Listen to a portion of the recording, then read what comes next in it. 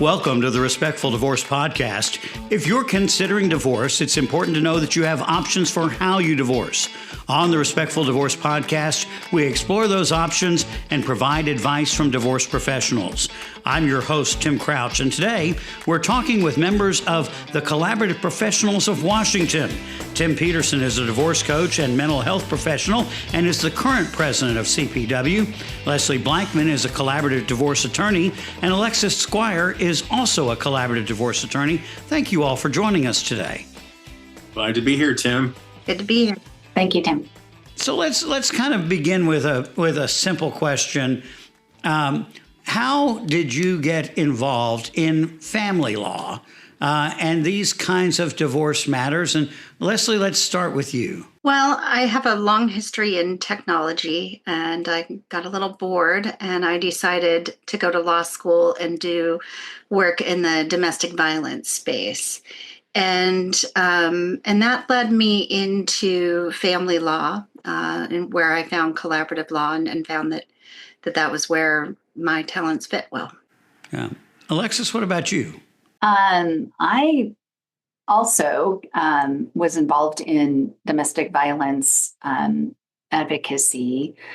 I lived in China for a year during the Tiananmen Square revolution time. And when I came back from that, I went into human rights law because that's where I wanted to end up. When I came out of college, reality hit, and I found that working with victims of domestic violence that enabled me to do kind of human rights law on a microcosm. And so that also led into family law, and human rights law wasn't going to pay my loans off. So I went into family law.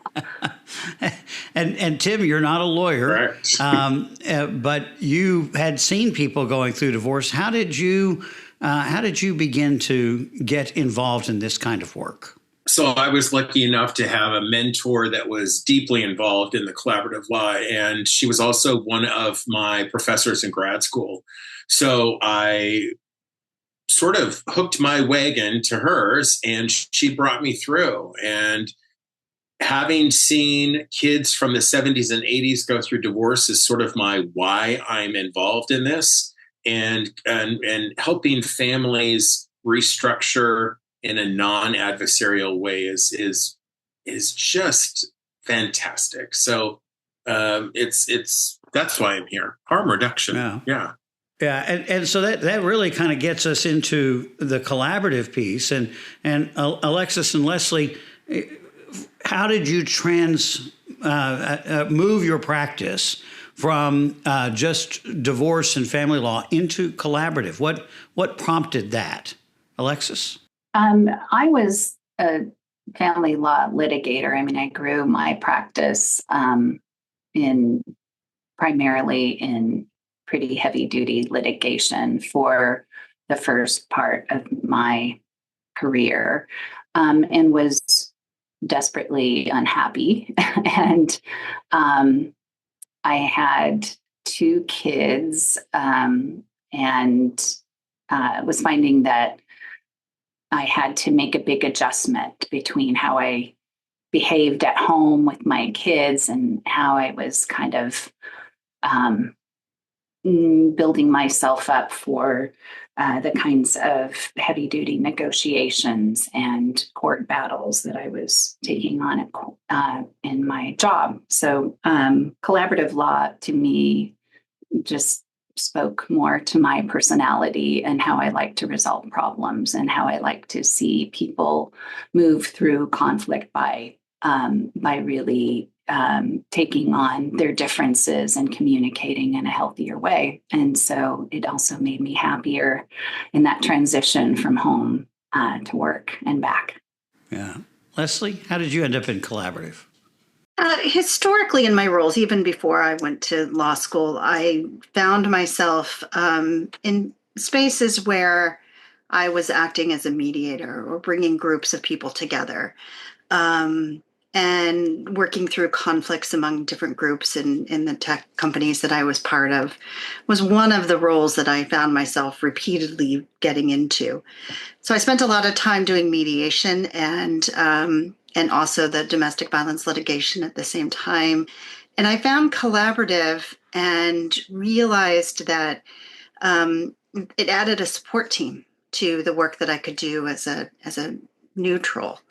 And even though I still love that neutral role, having a full team on board really makes the process more supportive for the parties involved and for their children at their homes. Yeah, I hear both of you talking about domestic violence as part of your story. Can collaborative work in cases where there is domestic violence? I think that there's a bit of a difference of opinion, and it really depends on the parties. It depends on if there's an acknowledgement and some healing that has been done around the domestic violence. We can certainly create safety, but what we also need from the parties is honesty and transparency. And if we don't have that, then collaborative is not the right path. But that doesn't exclude incidences, where parties have experienced domestic violence in their past, and they have acknowledged that that is an issue and taken steps to heal from that. I also think that it's really about the kind of domestic violence that you're talking about. There is more situational violence around the stresses of transition, and there's more of a systemic pattern of behavior that's more tied to somebody's personality or personality disorder. And so I think it takes a heavy amount of screening. I don't think that collaborative law should exclude those domestic violence cases. I think it is a matter of really screening them well, and in some circumstances can actually be a very good place for those cases. I think it also depends upon the team. So what is our experience in domestic violence? What is our experience in coercive control and understanding it? And also the capacity of the clients. So making sure that they have the capacity to walk through this in a team at a table. If we're not able to keep our clients as safe as possible and they don't feel safe, they're not going to be able to make durable agreements here. So there's a lot that goes into the process of screening. So, Tim, let's talk a little bit about the process. How does the collaborative divorce process work, and what makes it different from a litigated process? Well, I'm not an attorney, Tim, so I can't necessarily talk about the litigated part, but I can certainly talk that, as they step into the collaborative piece, there is a screening and assessment for, are they the right fit for this process? Can they be adults and sit down and hear the other person and actually understand that they're not just solving for themselves, but they're helping solve for the other person. They're helping solve for their family. And then in that process, are they in agreement with it? Like, are they willing to do that, to make themselves vulnerable and be willing to not just put themselves first? So that's number one.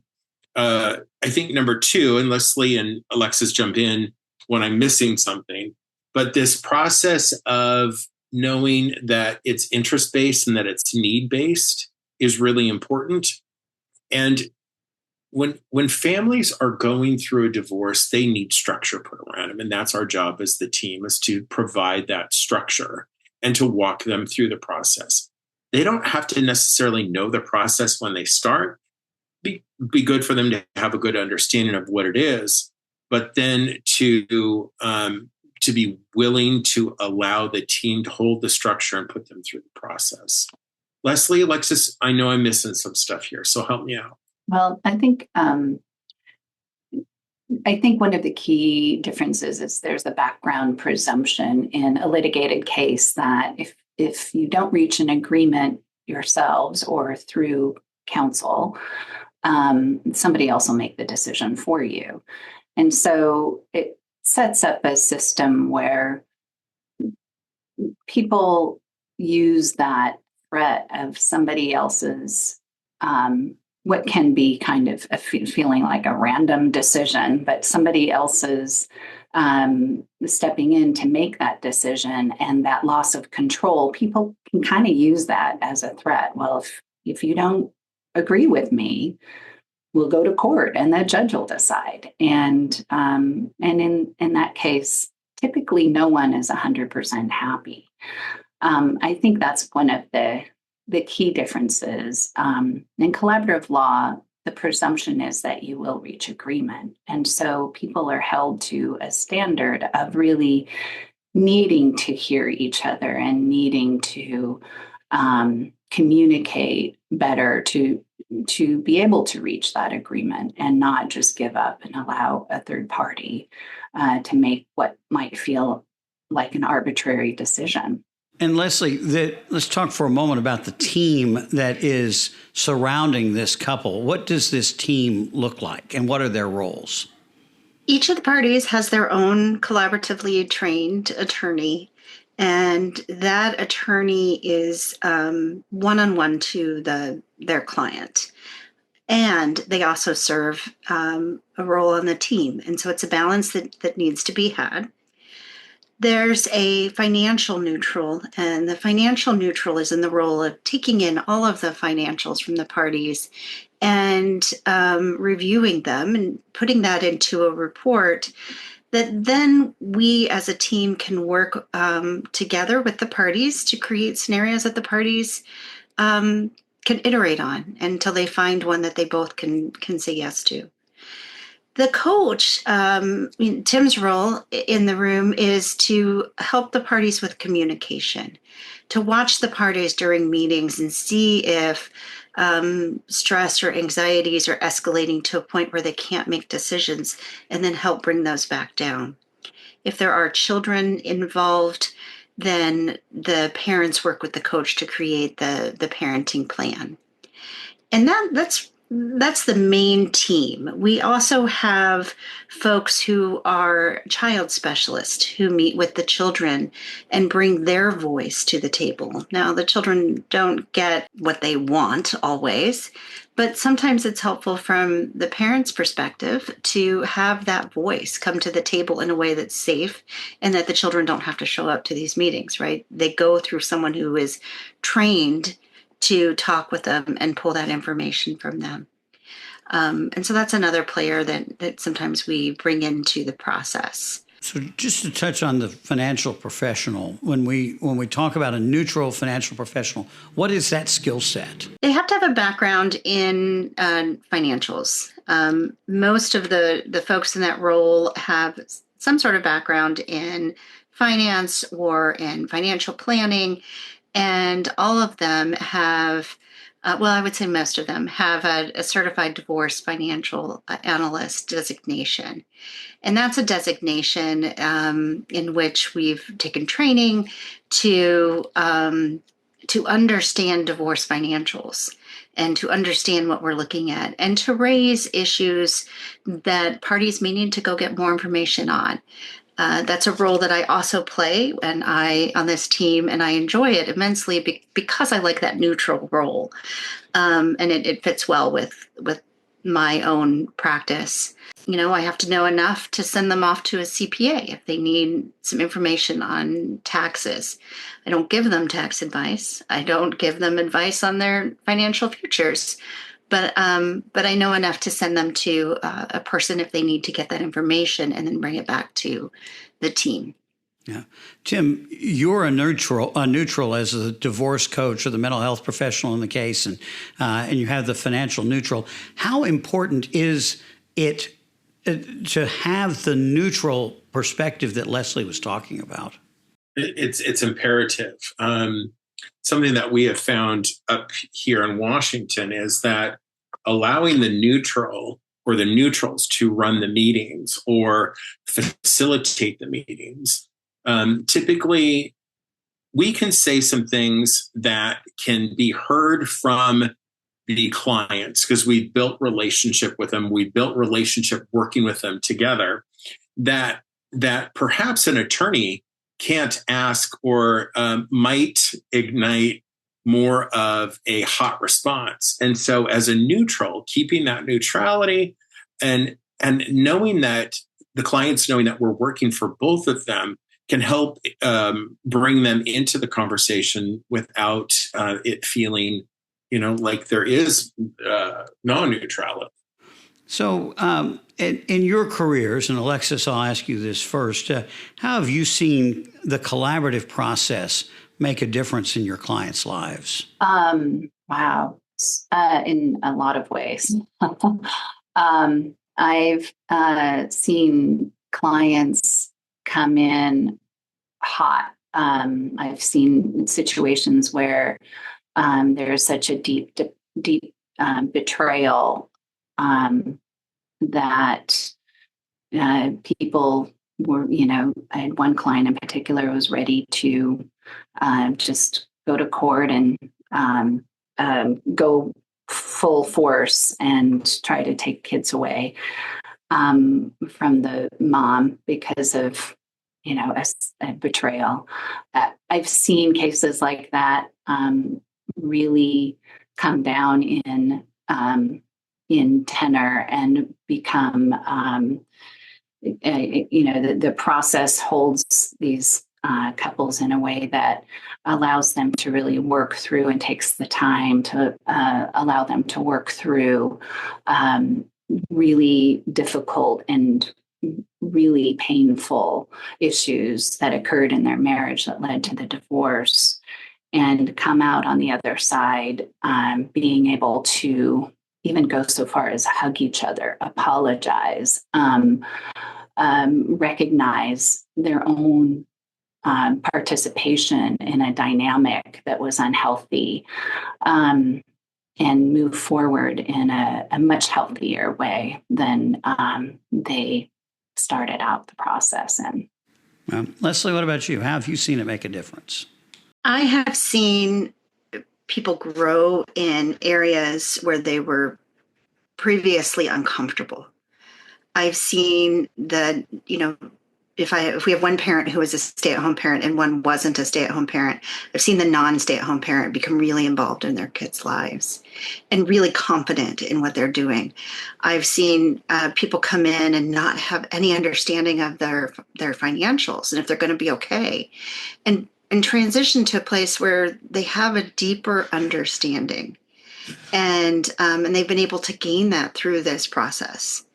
Because we can move at a pace that works for the parties.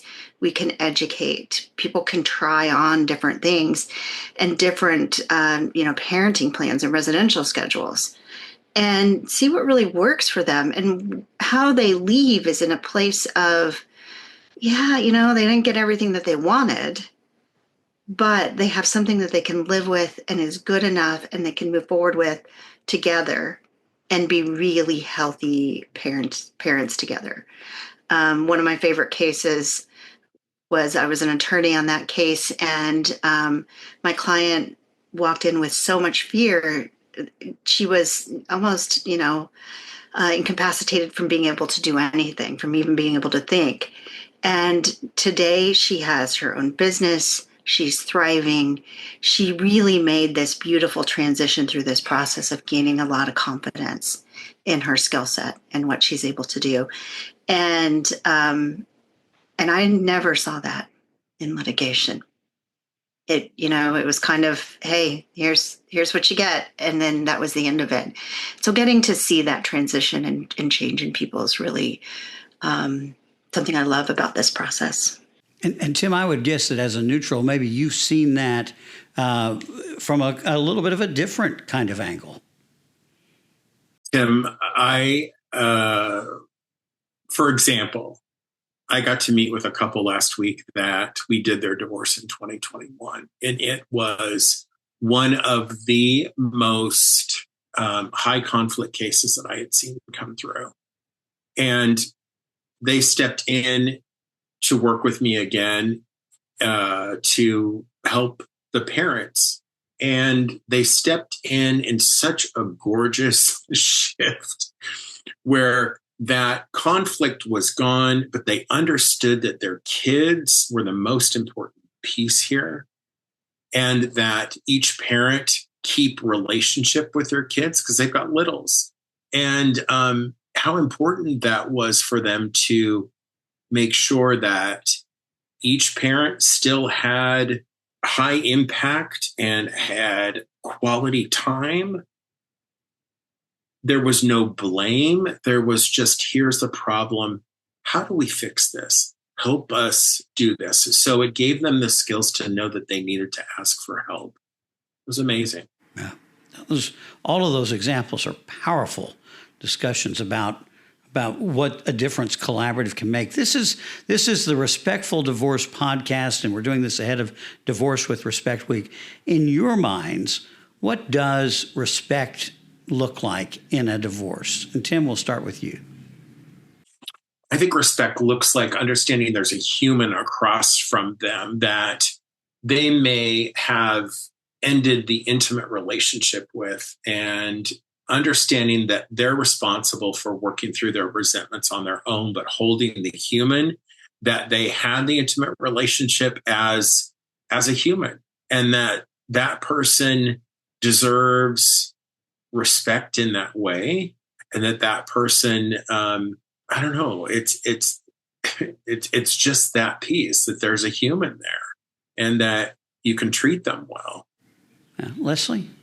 I think it has to do with compassion. That the parties at the table want the best outcome for both parties.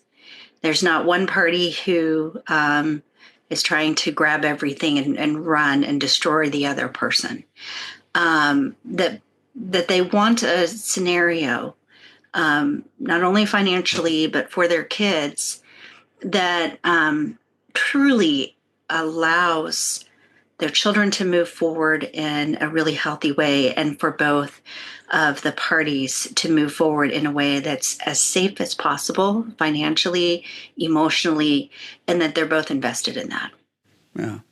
And Alexis, one of the things I didn't hear either one of them talk about, but there's also a little bit of self-respect. How do you feel about yourself after the divorce is over, right? Absolutely. I mean, I think that's one of the key components of, I think, good communication is having that self-respect and understanding and ability to articulate your own needs, and to be able to communicate your own needs to the other person, as well as hear their needs and interests. I think there's a big piece of that mutual respect that is about giving each other the benefit of the doubt, recognizing that it's normal to have differences of opinion. It's normal to do things differently or to get to a potentially similar end, but in a different way. But when we give each other some baseline benefit of the doubt, I think we're better able to communicate about the differences that we have in a respectful way. Yeah. And so Divorce with Respect Week is March 3rd through 9th. It is an opportunity for people to talk with collaborative divorce professionals about the divorce process and get any answers to any questions they might have. That's a free consultation that is available to them during Divorce with Respect Week. If someone would like to get in touch with each of you, what's the best way to reach you? Leslie? They can get my information on my website at blankmanlaw.com, or they can find me through Collaborative Professionals of Washington. Alexis? I can also be found at Collaborative Professionals of Washington, and my website, Alexis Squier, SQUIER.com. Can reach me either of those ways. And then Tim? Same, Collaborative Professionals of Washington or TimothyPetersonCounseling.com. All right, we're going to put links to all of those websites in the show notes. Thank you all for being with us today. Thanks, Tim. Thanks, Tim. Thank you. This important programming note, Divorce with Respect Week is March 3rd through 9th. During Divorce with Respect Week, you can talk with lawyers, divorce coaches, and divorce financial experts for free to learn more about the divorce process and your options. Simply go to divorcewithrespectweek.com to find professionals near you. That's divorcewithrespectweek.com. I'm Tim Crouch, reminding you that collaborative divorce is a better way to untie the knot.